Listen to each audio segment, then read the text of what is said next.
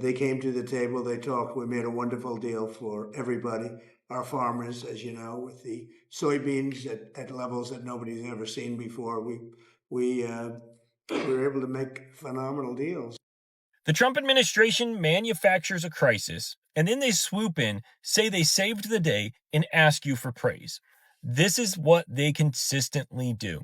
And my friend Angry Male Vet really turned me on to this idea. It's something I had kind of been tracking on and off all year, but his analogy for it, and I'll link him below, really brought it home. See, Scott Bessent and Donald Trump both announced that they had secured a deal for soybean farmers in the United States, that between now and the end of the year, China was going to buy 12 million metric tons of soybeans. And then next year and every year through 2028, they would buy 25 million metric tons of soybeans from U.S. farmers. But the problem with that is U.S. farmers last year and the year before, and almost every year under President Biden, sold at least 27 million metric tons of soybeans to China. So the deal that Donald Trump is touting is worse than what they had already been doing. And it's a crisis that Donald Trump's administration caused because Donald Trump didn't get his way when it came to China. They manufactured a crisis. Then they claimed that China was holding U.S. farmers hostage and using them as political pawns, when that is exactly what the Trump administration was doing to these farmers that voted for him. And now they've saved the day. They consistently are doing this, and I kind of expect them to swoop in and do it with SNAP tomorrow on the 31st, or maybe first thing Saturday morning. But I'm not holding my breath, because that's one of those Democrat programs, according to Donald Trump, that he doesn't like. Hey folks, it's Macy Carter for Oklahoma Farm Report. Big news for U.S. soybean farmers. President Donald Trump announced today a new trade deal with China following talks with President Xi Jinping in South Korea. After months of halted purchases amid trade disputes, China has agreed to resume buying soybeans and other U.S. ag products, a move expected to restore billions in export value and much needed confidence in farm country. According to Treasury Secretary Scott Bessent, China will purchase 12 million metric tons of U.S. soybeans between now and January, followed by 25 million tons each year for the next 3 years, returning trade to historical levels. Soybean futures quickly responded, jumping 19 cents in November contracts after the announcement. The agreement also includes commitments from other nations totaling 1.6 billion bushels in future soybean trade. President Trump celebrated the news online, urging farmers to buy more land and bigger tractors, while farm groups across the country welcomed the long-awaited relief. For the Oklahoma Farm Report, I'm Macy Carter. Billions and billions of dollars on agriculture. And I told the farmers, don't worry about it. Start thinking about buying a bigger tractor, right? I said more land and a bigger tractor, and that's what they're doing. So let me get this right. China's agreeing to buy just shitload of soybeans. I don't know if it's comparable to what they've bought from us before, but it's interesting how Trump destroyed soybean farmers here in this country to the extent they lost their farms, and we know who gobbled those up. So China is going to buy soybeans from Vance and his buddies. That's, I think, how this plays out. Am I right? I guess we'll find out if this video stays up. If it stays up, then I'm probably not right. If it's taken down, then we know I'm spot on. There will be a bailout, and there should be a bailout. I hate to use the word bailout, but a lot of this reduction in income for farmers, particularly crop farmers, is caused by the federal government's action. And it's fair to say that the federal government ought to make up for what they've done negatively to hurt the family farmer. President Trump says China agreed to minimum purchase commitments of 25 million metric tons annually through 2028. In this marketing year, we had sold 0 bushels of soybeans before this year to China. It appears we will not completely make that up this year. We will probably sell China maybe 400 or 500 million bushels this year. And then hopefully next year we'll get back to 800 or 900 million bushels. Well, finding markets to sell this year's historic harvest is one of many challenges soybean farmers are facing right now. Ag experts say farmers will still need government aid to offset losses caused by months without soybean exports to China. The federal government shutdown has also stalled passage of a new farm bill. And despite strong yields, those experts say prices have remained below production costs. Hey, it's Joe from Georgia. You're being gaslit, folks. Listen up about the China soybean deal. The soybean deal that Trump has brought back to the United States, to where China is going to buy 25 metric tons of soybeans for the next 3 years. Well, here's the problem with that. We were already doing that before this administration. Been doing it for decades, where China has been buying soybeans up until this year in this administration. China quit buying American soybeans to prove a point on trade. They weren't going to pay the tariffs on them. So now it looks like, the knight in shining armor on the white horse running in and saving the soybean farmer. Well, first of all, Iowa farmers have a lot more problems than just the soybeans. They have to do with tractor parts and fertilizer and all kinds of cost. But you've already, because of what happened with soybeans, bankrupt tons of farmers. It's too late for them. And now their SNAP benefits is going to be cut out for them and their health insurance. So this problem that is now being solved wasn't a problem to begin with. You created a problem. Now you've solved the problem. That doesn't work. So China purchases some soybeans. Let's talk about it. This old Texas Paul, hope your coffee's as good as mine. Well, I hope it's better. I really do. Yeah, old Trump's running around clucking like a rooster because he thinks that you're dumb. And he's right about MAGA. MAGA's pretty freaking dumb, including some MAGA farmers. But no, China didn't make a big soybean purchase. Their company, COFCO, agreed to buy 180,000 metric tons of soybeans. Now, that sounds like a lot until you look at last year. They bought 27 million metric tons of soybeans. This is a token purchase. See, if I was going to end our soybean farmers, if I was Xi and I was playing a long game, we can subsidize those farmers through this year. A lot of them will go under, but most of them will survive. But if I wanted to really do long-term damage, I would make a token purchase this year and promise to go back to normal purchasing levels next year so that they would replant next year and they would go frickin' bankrupt when I didn't buy soybeans again next year. And she knows Trump. Any little movement on this issue, Trump's going to scream victory like he did something. And MAGA's desperately waiting to hear that. So they're going to be all over social media talking about, ooh, Trump protected our farmers. He did a good job. And they know. No. Sun Tzu, The Art of War. Do not take what your enemy gives you. That's exactly what Trump just did. And she knew that Trump would run around clucking like a rooster over this. He knew that MAGA would fall in line and say it's a great thing, and a lot of MAGA farmers are going to turn around and replant next year based on Xi's promise. And they're putting their heads on the chopping block because this administration is stupid and incompetent. Trump promised us we're going to have China over a barrel. Instead, China's soybean purchases from the United States went to 0.0 several months ago. And moments after this meeting, Scott Bessent took to Fox News, Fox Business, to give us the announcement.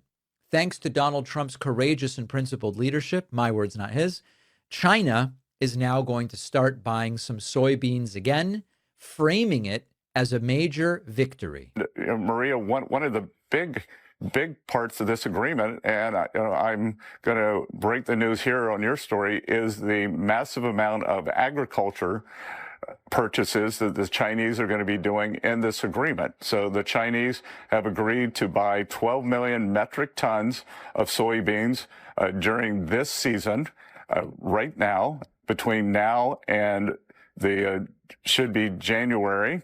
And then for the next 3 years, they're going to be buying a minimum of 25 million metric tons per annum for the next 3 years. What I would expect is, as President Trump did in 2020, after President Xi had agreed to the phase one. All right, so listen, I hate to break the news to you. China had been buying 27 million tons per year of soybeans, 27 per year. We are supposed to now get down on our knees and pray at the altar of Trump because Trump has fixed the problem he created by getting China to do 12 million this year instead of 27, 25 million next year instead of 27, 25 million the year after that instead of 27, and 25 million the year after that instead of 27. What we need more than anything is access to markets on a level playing field, and that includes China.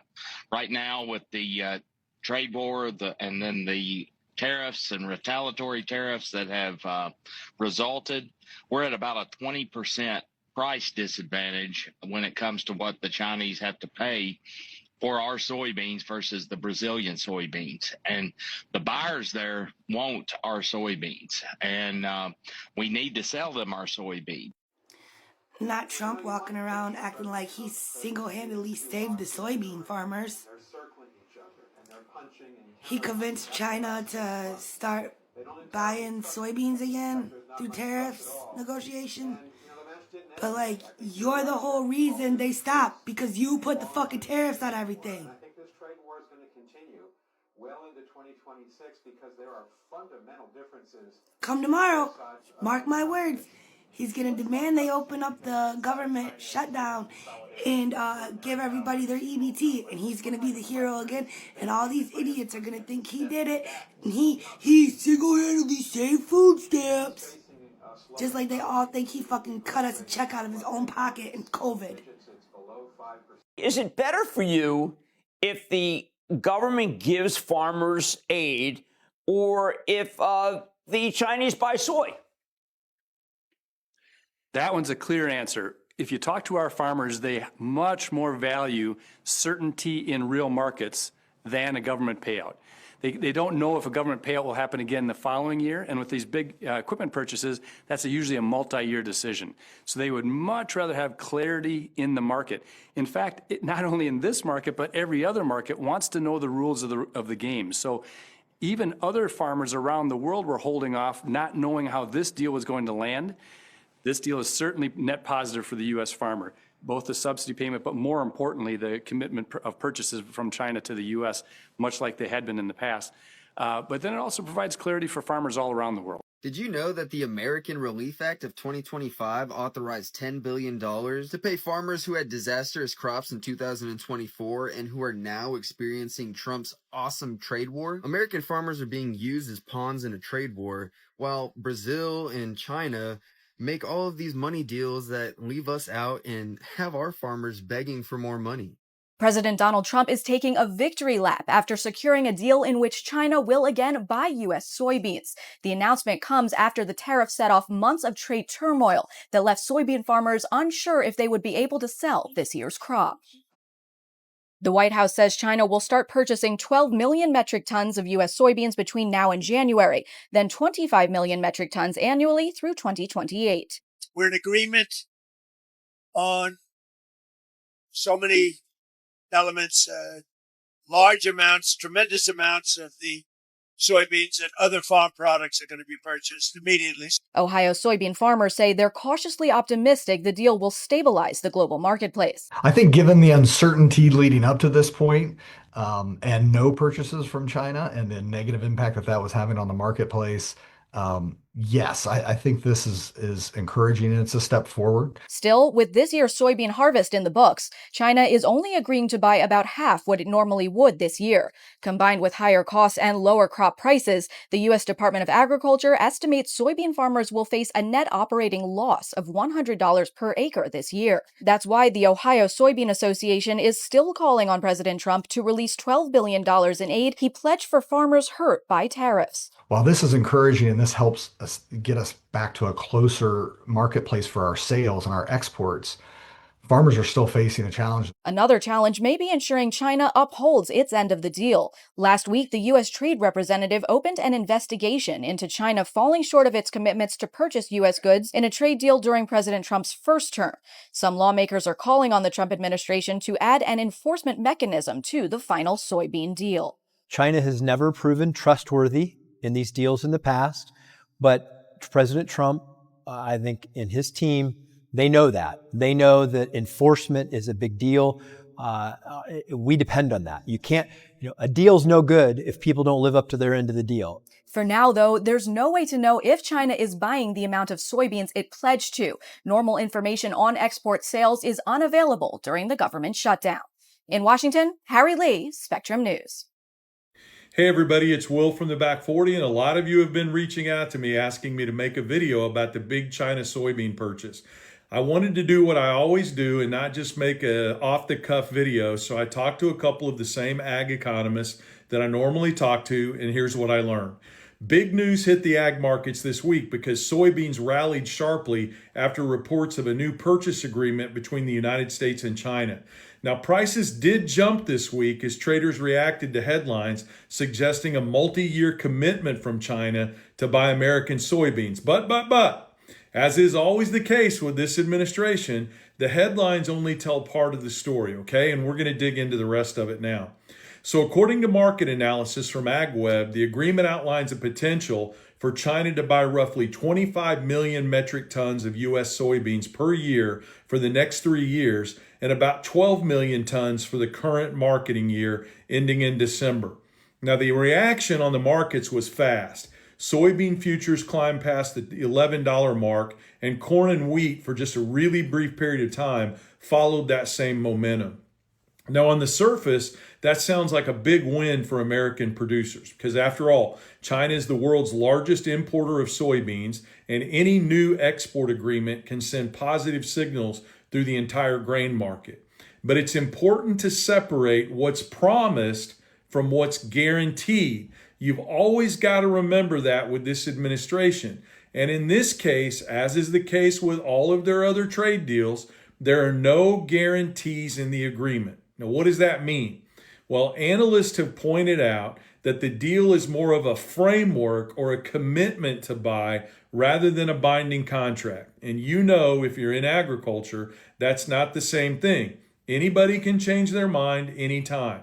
That means actual purchases could vary depending on market conditions, domestic needs, or even politics. So while the announcement provides optimism and pushes prices higher in the short term, it doesn't ensure that every one of those tons will actually be bought.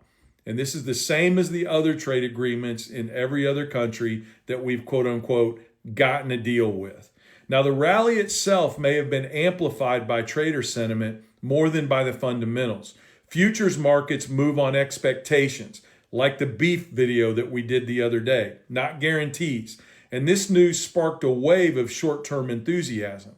But if follow-through doesn't materialize, prices could correct just as quickly as they climbed. Now, meanwhile, global competition remains a key factor in all of this.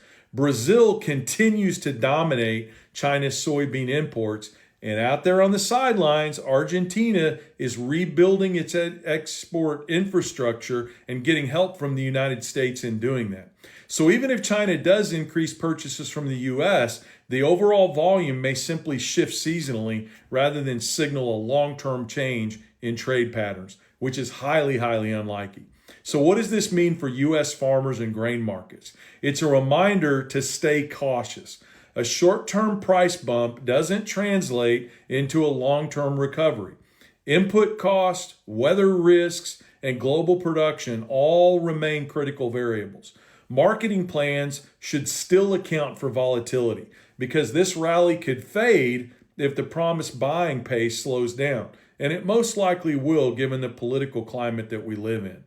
There's also the geopolitical layer. China has a long history of adjusting purchase levels based on broader trade or diplomatic conditions. Any shift in tariffs, and I mean any change, even of 1 or 2%, currency value or global logistics could change how much they actually import. And without specific enforcement clauses, this deal relies largely on goodwill. And that's a really fragile foundation for market confidence, especially where China is involved and an uncertain American administration that looks at ag policy like a cow looking at a new gate. Now, finally, it's worth keeping the numbers in perspective. While 25 million metric tons sounds like a major commitment, it's actually less than what China typically buys from the U.S. in strong export years, often over 30 million metric tons. So this announcement represents a smaller than normal volume, not an expansion of trade, no matter how the president and his minions sell it. In short, markets love good news, but smart producers look past the headlines. This agreement has some potential, but no guarantees at all. And while it helps prices in the short term, it's still a modest purchase compared to China's historical buying levels, especially when they hit an all-time high in 2022 under the Biden administration. Unfortunately, that's typical of this administration. They strike a deal that's smaller and weaker than the one before it, then rush to declare victory. Bottom line is, guys, as always, the numbers tell a different story. I hope you have a great day. Can we just talk for a minute about the Arkansas soybean farmers? Arkansas voted 2/3 for Trump. Trump had promised to implement tariffs. Trump then implemented those tariffs. China has retaliated, and because our soybeans, the tariff war made our soybeans too expensive. They decided to buy their soybeans from Brazil, signed 20-year contracts with Brazil, and now for a generation, the Arkansas soybean farmers are screwed because they lost their biggest soybean customer. And they are demanding compensation. Demanding. I mean, I almost admire it. I almost admire the audacity. But they said they don't really like taking government handouts, but, they really don't have a choice. And they are demanding that we compensate them. Being broke is not a tragedy. It's a decision. And before you get mad, think about it. People have the money for weed, liquor, designer, new vacations, and the newest iPhone, but they claim they can't afford to invest. And that's why the rich look untouchable. Because while you're flexing for Instagram, they're compounding wealth in silence. Poverty is comfortable. It gives you excuses. It gives you sympathy. It gives you somebody to blame. But wealth forces you to be disciplined. It forces you to sacrifice. And that's why 99% of people will never touch real money. They love the illusion of success more than the responsibility of actually building it. Not a fun one today. Soybeans are taking a kick in the nuts after China just bought 20 cargo loads of soybeans from Brazil. And those are for the December time period of delivery, which means that it probably takes US out of the market for the short term where we really need those purchases from China. We've got soybeans down, bouncing around. January are down 20 cents to 11.14. That's dragging the whole grain complex down. We've got December corn down 4 cents to 4.30. So just a tough break there. We got to see more purchases and more substantive purchases from China. And if you want to get updated on this stuff, get on our free grain market updates by texting your first and last name to 833-823-1776. I mean, our soybean farmers, China had stopped buying the soybeans. Yeah. China was withholding these rare earth materials that you need for everything from smartphones to build submarines. Sure. What was the crucial thing? I mean, how tough of a negotiator is President Xi? It was a temporary hurt. It was a hurt because I was taking in a lot of money from China. We were doing very well against China. And all of a sudden they said, we have to fight back. And so they used their powers. The power they have is rare earth because of the fact that they've been accumulating it and really taking care of it for a period of 25, 30 years. What do your fellow farmers who you talk to here think about all of this? Basically that the tariffs are bad and it's spoiling the market, putting all our farms in jeopardy. What would you want lawmakers to know? Would you want them to do something about this? I know tariffs have to be done sometimes. That's been that way for long as we've probably recorded that type of thing. And there's a place for them, but they're not being done correctly now. Thank you for watching Great Minds Blacks.